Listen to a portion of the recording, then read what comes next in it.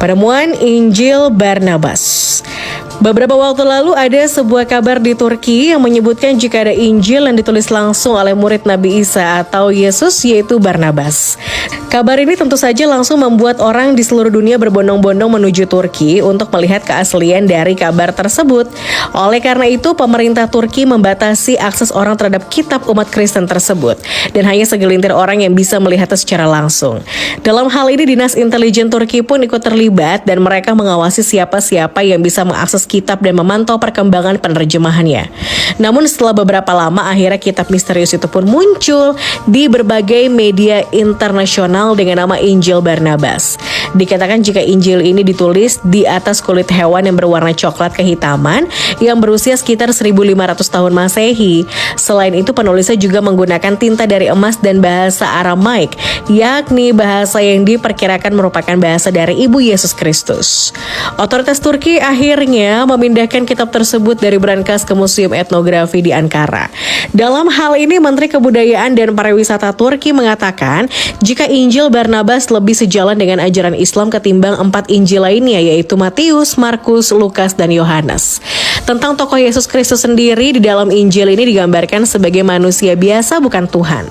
Selain itu, ia juga menambahkan jika tokoh Yesus dalam Injil ini juga menyangkal kalau ia seorang Mesias atau juru selamat, dan justru mengatakan jika juru selamat itu datang dari keturunan Nabi Ismail, yakni dari bangsa Arab. Meski begitu, kitab Injil ini sangat diminati oleh pihak Vatikan dan meminta salinannya. Namun, Kedutaan Besar Vatikan di Turki membantah pernyataan tersebut maupun laporan media lokal yang memberitakan permintaan itu. Menanggapi hal ini, perdebatan antara pakar di Turki pun menyeruak soal Injil. Salah satu pakar teologi mengatakan butuh penelitian lebih lanjut untuk membongkar rahasia Injil Barnabas ini. Menurutnya, isi Injil ini sesuai dengan keyakinan umat Islam yang menyatakan bahwa Yesus memang nabi yang diutus Allah Subhanahu wa taala, tapi ia tetap manusia biasa.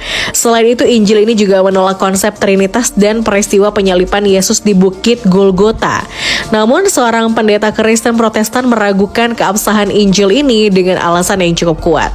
Pertama, memang benar ada murid Yesus bernama Barnabas yang hidup semasa dengan Yesus, yang berarti Barnabas hidup sekitar tahun 1 Masehi. Pendapat kedua mengatakan jika Injil Barnabas diperkirakan dibuat pada 500 Masehi atau 600 Masehi.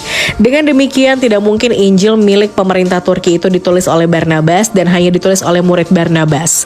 Dikatakan jika Dinas Intelijen Turki sangat tertarik pada Injil ini dan mereka menugaskan seorang pakar bahasa Aramaik untuk menerjemahkan sejumlah bagian Injil ini dalam pengawasan ketat.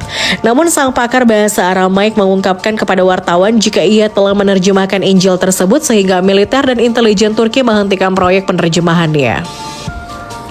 Penemuan ikan nun. Belum lama ini ada sebuah foto di media sosial yang menyebutkan jika Google berhasil menemukan spesies ikan yang telah menelan Nabi Yunus alaihissalam, yaitu ikan nun. Menurut laporan, ikan tersebut ditemukan oleh Google Earth di perairan Meksiko. Meskipun hingga kini ikan nun diyakini masih hidup hingga sekarang seperti yang tertulis dalam Al-Quran, namun keberadaan tak diketahui.